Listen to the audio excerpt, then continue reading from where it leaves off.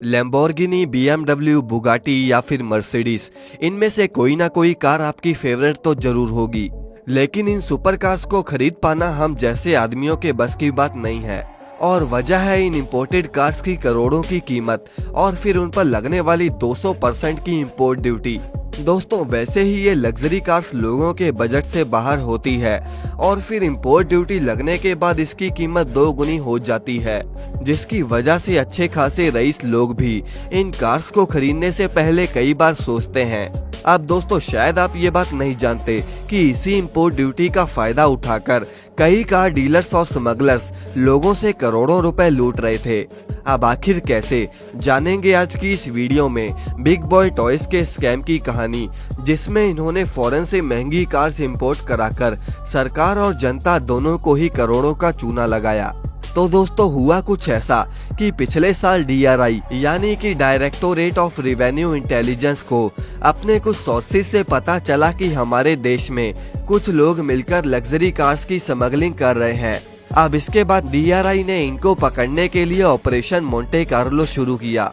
आपको बता दें कि ये ग्रुप्स फॉरेन एम्बेसी में काम करने वाले डिप्लोमेट्स के नाम पर कार्स को विदेशों से इंडिया में इंपोर्ट करते और फिर इंडिया में उसके जाली कागज बनाकर उन लग्जरी कार्स को बेच देते। दरअसल दोस्तों, हमारे देश में बाहर से आने वाली हर छोटी बड़ी चीज पर इंपोर्ट ड्यूटी लगती है। यानी कि आप अगर दूसरे देश से कोई फोन, कपड़े या फिर कोई ब्यूटी प्रोडक्ट भी मंगवाते हैं तो उस पर भी आपको टैक्स पे करना पड़ता है। और दोस्तों, अगर कोई विदेश से लग्जरी कार इंपोर्ट करवाता है तो उसे regulation of custom privileges rules 1957 के तहत 204% की कस्टम ड्यूटी भरनी पड़ती है, जिससे कि इंपोर्ट करी गई इन गाड़ियों की कीमत 2 गुनी हो जाती है।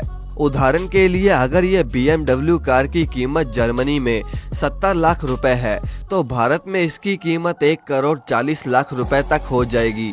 लेकिन क्योंकि फॉरेन एम्बेसी में काम करने वाले ये डिप्लोमेट्स हमारे देश के नागरिक नहीं होते और इसीलिए इन्हें इनकम टैक्स और कस्टम ड्यूटी दोनों ही छूट मिल जाती है और वो बिना टैक्स पे किए विदेश से सामान मंगवा सकते हैं। दोस्तों, हमारे सिस्टम का यही लूप होल इन स्मगलर्स के लिए सोने की चाबी साबित हुआ और इसका फायदा उठाकर ये जनता और सरकार दोनों को ही चूना लगा रहे थे।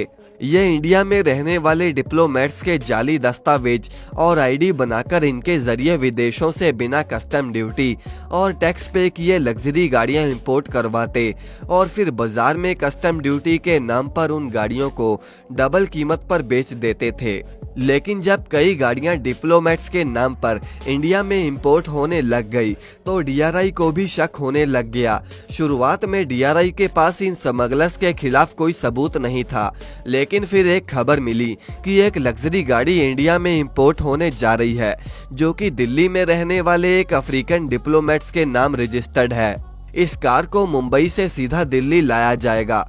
अब ये कार सच में उस अफ्रीकन डिप्लोमेट की थी या फिर नहीं, यही जानने के लिए डीआरआई के कुछ ऑफिसर्स हुलिया बदलकर पोर्ट पर जा पहुंचे, जहां उन्होंने देखा कि कार को ट्रैक पर लोड करके दिल्ली नहीं बल्कि मुंबई के एक शोरूम में ले जाया जा रहा है। स्मगलर्स ये नहीं जानते थे कि डीआरआई के ऑफिसर्स की उन पर नजर है और उन्होंने अपने प्लान के मुताबिक उस गाड़ी को एक शोरूम को बेच दिया। और फिर जैसे ही ये शोरूम के मालिक ने उस गाड़ी को बेचने के लिए शोरूम की डिस्प्ले पर लगाया, वैसे ही डीआरआई ने उस शोरूम पर छापा मार दिया। डीआरआई ने अपने उस छापामारी के दौरान अलग अलग शोरूम से 6 लग्जरी गाड़ियां अपने कब्जे में ले ली, जिसमें लैम्बोर्गिनी और रेंज रोवर के साथ और भी कई महंगी गाड़ियां शामिल थी। अब दोस्तों, डीआरआई के ऑफिसर्स के पास इस गिरोह के खिलाफ कई महत्वपूर्ण और गोपनीय सबूत हाथ लगे, लेकिन अभी भी इनके मास्टरमाइंड को ढूंढना बाकी था। विदेश से इंपोर्ट हुई इन गाड़ियों के रिकॉर्ड्स को ट्रैक करने पर अधिकारियों को ये पता चला कि गाड़ियों का ये गिरोह देश के तमाम बड़े शहरों में धड़ल्ले से अपना धंधा चला रहा है और इस पर स्कैंडल का मास्टरमाइंड दुबई में बैठा हुआ आदमी है, जो कि इस पूरे स्कैम को ऑपरेट कर रहा है। दोस्तों, ये आदमी अब तक यूके, जापान और सऊदी अरब जैसे बड़े देशों से 20 से भी ज्यादा लग्जरी गाड़ियों को इंडिया में इंपोर्ट करवा चुका था, लेकिन इंडिया में बिना किसी बड़े कनेक्शन के इन गाड़ियों की स्मगलिंग कर पाना पॉसिबल नहीं था।